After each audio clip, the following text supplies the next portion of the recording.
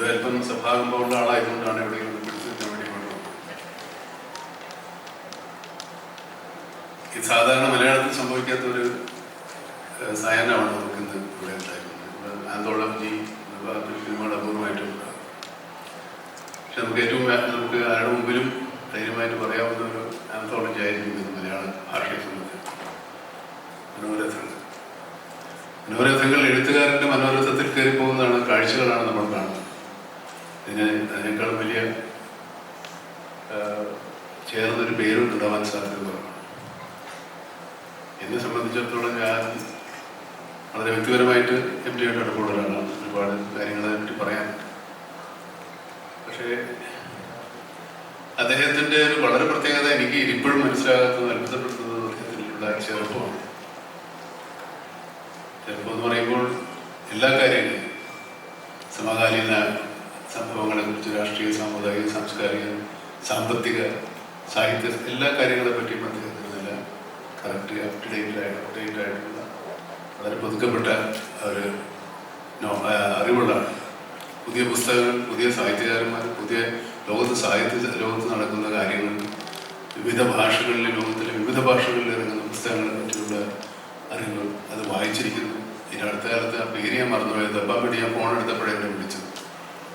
എനിക്കൊരു പുസ്തകം കൊടുത്തയച്ചിട്ടുണ്ട്. രണ്ടാം ലോകമഹായുദ്ധ കാലത്ത് നടന്ന ഒരു സംഭവകഥയാസ്പദമാക്കിയിട്ടുള്ള ഫിക്ഷനാണ്, ഡോക്ടർ ഫിക്ഷൻ. ഈ പുസ്തകം എനിക്ക് അശ്വതി കൊടുത്തയച്ചു. എനിക്ക് തന്നേക്കാൻ പറഞ്ഞിട്ട് ഇവിടെ 2 പുസ്തകങ്ങൾ എന്തെങ്കിലും ഒന്നാകാം. പക്ഷെ ഞാനത് വീട്ടിൽ കൊണ്ട് വെച്ചിരുന്നു. കുറെ കഴിഞ്ഞപ്പോൾ അത് എൻ്റെ മോളെടുത്ത് പൂർണ്ണമായിട്ടും വായിച്ചു. എൻ്റെ കൂടെ അത്ര വായിക്കുമ്പോൾ ഇത്രയുള്ള ബുക്കാണ്. അപ്പോൾ എൻ്റെ മോള് വായിച്ച് ഇഷ്ടപ്പെടുന്ന പുസ്തകങ്ങൾ വായിക്കുന്ന ആളാണ് അദ്ദേഹം. അപ്പോൾ ഞാനും അദ്ദേഹവും തമ്മിൽ വളരെ ദൂരമില്ലെങ്കിലും എൻ്റെ മോളും തമ്മിൽ ഒരുപാട് ദൂരമുണ്ട്. പക്ഷേ അവരറിയുന്ന സാഹിത്യത്തിലേക്ക്, സാഹിത്യ കാലത്ത് ജീവിക്കുന്ന ഒരാളാണ്. സാഹിത്യരംഗത്ത് ഇത്രത്തോളം അപ്ഡേറ്റഡ് ആണ്, ഇത്രത്തോളം തികച്ചും മുന്നോക്കി സഞ്ചരിക്കുന്ന ആൾ തന്നെയാണ്. പിന്നെ കടുകണ്ണവ ഒരു കഥ മാത്രമല്ല, 2 കഥകളാണ്. അവളുടെ ഓർമ്മയ്ക്ക്, അല്ലേ, നിന്റെ ഓർമ്മയ്ക്ക്. ഈ സിനിമ ഒരു വലിയ സിനിമയാക്കാൻ ഞാനും രഞ്ജിത്തും കൂടെ നോക്കിയതാണ്. കുറേ വലിയ കഥ, ഒരു പൂർണ്ണ സിനിമയായിട്ട് ഈ 40-30 മിനിറ്റിലല്ലാതെ 2 മണിക്കൂറിൽ സിനിമയാക്കാൻ വേണ്ടി അദ്ദേഹത്തിന് സമീപിച്ചതൊക്കെ അതിൻ്റെ തീരുമാനമൊക്കെ ഉണ്ടായത്. അതിൻ്റെ ഒരു വൈകല്യ കാരണം, ഈ സിനിമ എടുക്കുമ്പോൾ ഞങ്ങൾ തമ്മിൽ അതിൻ്റെ ഒരു വൈകാരികമായ അടുപ്പം കൊണ്ട് ഇത് തന്നെ അങ്ങ് ആക്കാമെന്ന് തീരുമാനിച്ചതാണ്. വേറെ ഒരുപാട് കഥകളുണ്ട്. ഇതിന് എല്ലാത്തിലും അഭിനയിക്കാൻ എനിക്ക് ആഗ്രഹമുണ്ട്. എല്ലാം എനിക്ക് തരില്ലാത്തതുകൊണ്ട് എനിക്കൊന്നേ കിട്ടും. അതാണ് കടുകണ്ണവ നിന്റെ ഓർമ്മയ്ക്ക്. ഇതിൽ കടുകണ്ണവ എന്നുള്ള ടൈറ്റില്ല. ഞങ്ങളിത് ഇന്ത്യയുടെ എന്താ പറയുക, കുറച്ച് ആത്മാംശമുള്ള സിനിമയാണ്, കഥയാണ്. അതിന് 2 വേഷമാണ് എന്നോട് ചെയ്യാൻ പറഞ്ഞിരുന്നത്. പക്ഷെ പിന്നെ അതും ചുരുക്കി ഒന്നായി. അങ്ങനെ മൊത്തത്തിൽ എന്നെ കുറുക്കിയെടുത്തിരിക്കുക സിനിമയിൽ.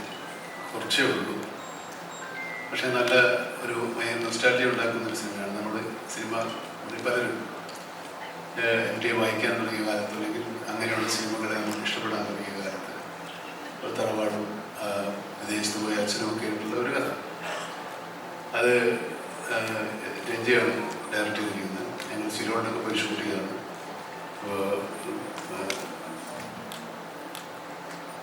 മഹേഷ് പറഞ്ഞ പോലെ ഞങ്ങളും ഫോറിലാണ് ഷൂട്ട് ചെയ്തത്. ഇവിടെ മഹേഷിൻ്റെ ഇവിടെ കാനഡയിലാണ് ഷൂട്ട് ചെയ്തത്, ഞങ്ങളുടെ ഇവിടെ ശ്രീലങ്കയിലാണ് ഷൂട്ട് ചെയ്തത്. അങ്ങനെ പ്രത്യേക ഒരു സിനിമയാണ്. എംടിയെ സംബന്ധിച്ചിടത്തോളം അദ്ദേഹം ഈ സിനിമയ്ക്ക്, അല്ലെങ്കിൽ ഈ തിരക്കഥയ്ക്ക് ഒരു സാഹിത്യ രൂപം ഉണ്ടായിരുന്നില്ല.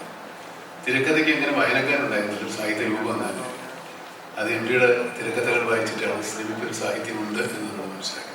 അതിനുമുമ്പ് സിനിമ ഉണ്ടായിട്ടുണ്ട്, ലോകോത്തര തിരക്കഥകളൊക്കെ ഉണ്ടായിട്ടുണ്ടാകും. മലയാളത്തെ സംബന്ധിച്ചിടത്തോളം തിരക്കഥ അച്ചടിച്ച് എംടിയാണ് അതിൻ്റെ ഒരു ആരംഭം കുറിച്ചത്.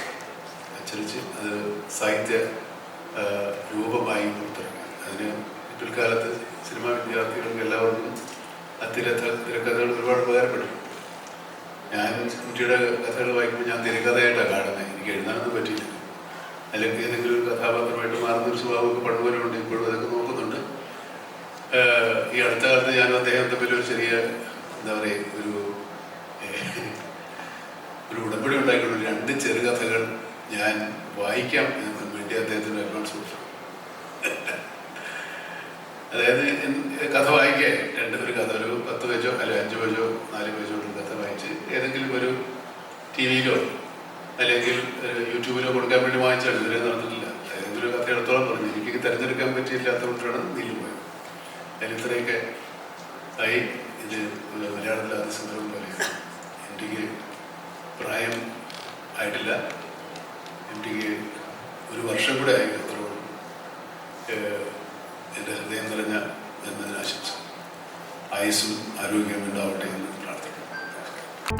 കൂടുതൽ വീഡിയോസിനായി B4 Blaze ഫോളോ ചെയ്യൂ, സബ്സ്ക്രൈബ് ചെയ്യൂ.